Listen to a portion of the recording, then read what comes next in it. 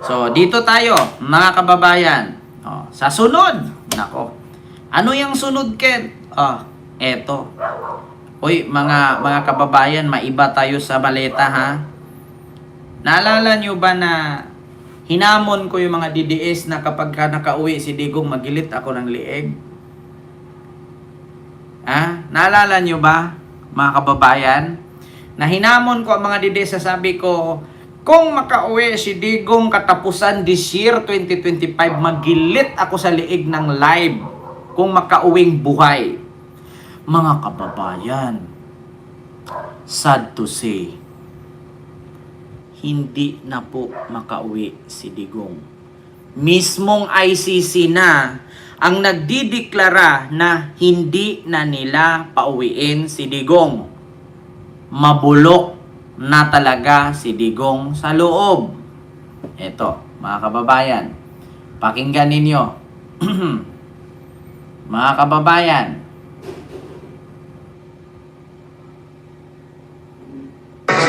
bago sa saksi, mananatiling nakakulong si dating Pangulong Rodrigo Duterte sa The Hague, Netherlands. Ito'y matapos katiga ng Appeals Chamber ng ICC o International Criminal Court. Anaw ng desisyon ng Pre-Trial Chamber 1 na manatili roon si Duterte. Ibinasura ng buo ng Appeals Chamber ang mga argumento ng depensa at apela ni Duterte. Bago sa saksi, mananatiling nakakulong si dating Pangulong Rodrigo Duterte sa The Hague, Netherlands. Ito'y matapos katiga ng Appeals Chamber ng ICC o International Criminal Court. Anaw ng desisyon ng Pre-Trial Chamber 1 na manatili roon si Duterte. Ibinasura ng buo ng Appeals Chamber ang mga argumento ng depensa at apela ni Duterte. narinig nyo? Mananatili si Digong sa The Hague. Binasura ng ICC lahat ng argumento ni Kaufman noong confirmation of charges. So sa madaling salita, wala nang saysay yun. Sa April, malalaman nyo na finish na. Yung naalala ninyo nung nakaraang linggo, mga kababayan, yung confirmation of charges ni Digong na sabi ni Kaufman, minamanipula kasi ng media ng Pilipinas kaya si Digong nagmukhang makasalanan. Tapos naalala ninyo na may mga prinisent doon, si Kian, yung mga batang pinatay, mga nasangkot na mga minor de edad, 'di ba? Tapos nagsasagutan pa sila doon, ganyan-ganyan. Wala na. Binasura na lahat ng ICC at mananatili na ngayon si Digong, mga kababayan, sa loob ng ICC. Pakinggan nyo po, mga kababayan. May ads lang, ha? Free first change. Priority request handling. Sureball na, mga kababayan, hindi na makauwi si Digong. Ibinasura ng International Criminal Court Appeals Chamber ang apela ng kampo ni dating Pangulong Rodrigo Duterte kaugnay sa kanyang pagkakadetene sa The Hague sa the Netherlands. Sa desisyon, pinagtibay nito ang naunang desisyon ng Pre-Trial Chamber na ikulong ang dating Pangulo sa ICC detention.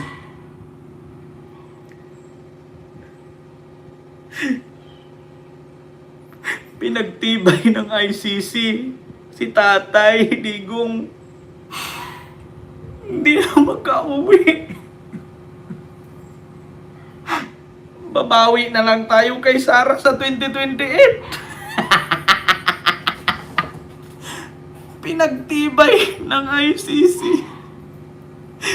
Binawi. Hindi na makauwi. Wala na. Finish na. Mga DDS. Nga. Tay. Diyan ka na lang. DCMM 10 hours ago. Baka sabihin nila fake news ito Yan. DZMM 10 hours ago. 10 hours. I-play natin. Ibinasura ng International Criminal Court Appeals Chamber ang apela ng kampo ni dating Pangulong Rodrigo Duterte kaugnay sa kanyang pagkakadetene sa The Hague sa the Netherlands. Sa desisyon, pinagtibay nito ang naunang desisyon ng Pre-Trial Chamber na ikulong ang dating Pangulo sa... Pinagtibay na ikulong. kay sa tigulang, uy, na mamatay naman na siya dito, hindi naman na makauwi. Luoy kaayo, ala, luoya kaayo, uy. Diba, dapat na kay Digong, nasa bukid na lang man na siya unta, nagtanim-tanim ng gulay. Hala. Pinagtibay ng ICC na ikulong habang buhay. ICC Detention Center. Base sa ulat ng independent medical experts at sinabing hindi nagbigay ng bagong detalles ang depensa sa apila. Sinabi naman ng abogado ni Duterte na si Nicholas Kaufman na pinalalakas lang ng naturang desisyon ang pulisiya umano ng ICC na hindi palayain ang sinumang sospek sa kasong crimes against humanity. Hindi na talaga makalaya. Diyos ko, Kaufman, kahit patayin mo yung asawa mo ngayon, do you think makalaya ka? Asawa mo lang yan. Eh, paano pa yung libo-libo? Wala na, Kaufman. To, DDS, oh, DDS. Yung tatay nyo, di na makauwi. Oh, bleh. Oh, ayan na, iyak, DDS, iyak. Ayan na, di na makauwi yung tatay ninyo. Putang ina niya, mabobolok na siya doon. Oh, ano kayo ngayon? Oh, ayun yung tatay niya, yung karton. Oh, uuwing na kagarapon. Oh, game over na. Oh, makauwi pa. Oh, kaya nga walang kumasa sa aking 1 million plus esports car eh. Oh, bakit? Kaya hindi na makauwi ang lolo ninyo. Oh, ano na mga DDS? Oh, wala na. Hindi na makauwi si Digong. Mabubulok na siya doon. Ayun. Mamamatay na yan doon. Lo na araw-araw. Mamamatay na yan doon. Diba? Ayun na. Luoy kayo. Luoy kayo.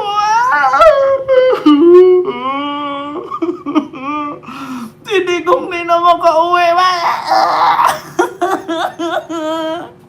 Ulitin natin. Ano sabi? Yung ibang balita naman, Ito DZMM, ito UNTV. O, sige. Akin ulit, sige. Isa pa. Akin Sige. na naman. Isa pa. Anong ginagawa mo? Hindi pinagbigyan ng pre-trial Chamber 1 ng International Criminal Court Ah. ang apela ng kampo ni dating Pangulong Rodrigo Duterte Hindi pinagbigyan. na makalabas na ito. Hindi Nais makalabas. ng depensa na baliktarin ng korte ang una nitong desisyon na manatili sa ICC Detention Center ang dating Pangulo. Nako, hindi makalabas. Manatili sa tatay. Walay makapugong bisan kinsang bangagad diha. Ang pamagat hanilit tumitirik. Ya, wala gyud makapugong makauli na gyud siya as soon as possible. Wala. Di ba sabi ni Anilit yan, next month makauli na jud siya. Wala makapugong. Ipakita ko ha, sabi ni Hanilit. Ay nako, mga kababayan, inuuto na naman kayo. Hanilit, makauwi na si Digong.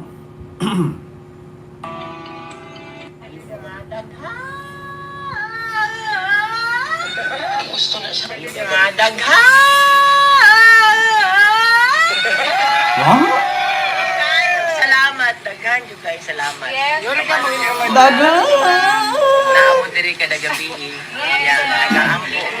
Makauli na dyan, ma'am. Ma'am, makauli na dyan, ma'am. Makauli.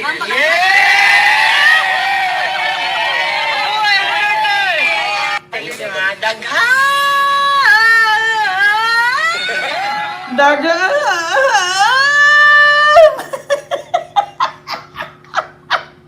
Makauli na gid, ma'am. Makauli na gid. Dagan! Murag, ay nako, alam nyo na. Ayoko na magsalita. Masakit pa naman ako magsabi. Dagan! Makauli na gid siya. Makauli na gid, ma'am. Makauli na lagi. Daghan! Botang inang daghan.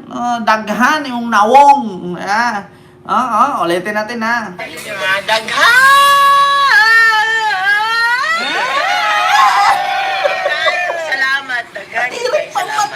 ka mo Yes, ma'am. Naamo diri ka na gabi. Yan, nagaampo mo. Kauli na dyan, ma'am. Ma'am, makauli na dyan, ma'am. Kauli. Ay! Magkauli na gyud, ma'am. Magkauli na gyud. Mga bobo, taga-tanga, uto-uto, mga inutil. Ang sarap ninyo pagpapaluin ng martilyo nang magising kayo. Pero anong sabi? Ngayon lang to, 7 hours ago, UNTV. Ipinagbigyan ng Pre-Trial Chamber 1 ng International Criminal Court ang apela ng kampo ni dating Pangulong Rodrigo Duterte na makalabas na ito. Nais ng depensa na baliktarin ng korte ang una nitong desisyon na manatili sa ICC Detention Center ang dating Pangulo. Ayon sa ICC, bigo ang depensa na magpakita ng mga bagong sirkumstansya Ayan. para udyukan ang korteng baguhin ito ang kanyang desisyon. Ano? Pinaburan din ng pre-trial chamber ang naunang Paano ba naman kasi makapagpakita ng bagong ebidensya si Kopman para maniwala ang ICC na pauwiin si Digong? Hindi nga pumunta ng Pilipinas yan at sumagap ng mga ebidensya.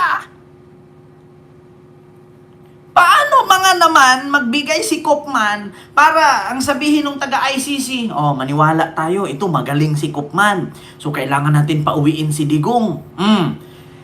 Anong ipakita ni Kopman? Hindi nga siya halos umapak dito sa lupa ng Pilipinas. Hindi nga niya alam yung Davao kung saan. Try niyong paliparin si Digong. Si Kopman mula Nederland pa diretsong Davao. Hindi niya alam kung saan siya pupunta. Ang sabi kasi mga kababayan, bigo daw si Kopman na magpakita ng gilas para maniwala ang taga-ICC na mapauwiin si Digong. bagong sirkumstansya para udyukan ang ng kampo ni dating Pangulong Rodrigo Duterte na makalabas na ito. Nais ng depensa na baliktarin ng korte ang una nitong desisyon na manatili sa ICC Detention Center ang dating Pangulo. Ayon sa ICC, bigo ang depensa na magpakita ng mga bagong sirkumstansya para udyukan ang korteng baguhin ito ang kanyang desisyon. Diba? Bigo si Kopman. Paano hindi mabigo? Si Hanilit na mismo nagsabi, how could you defend a man if you don't know the man? Dito niya malalim, tatawagan ko ang lawyer para, I know you are protecting your practice. I don't know if you're trying to prove something. Pero kami, we are concerned about the life of this man. He is family. He is the father of my daughter. He is the father of VP, Paulo, and Baste. So, yun lang. Sabi ko nga, baliktarin natin. Ang asawa, ikaw ang nasa loob. Ano kaya ang gawain ng asawa mo? Diba? Diba?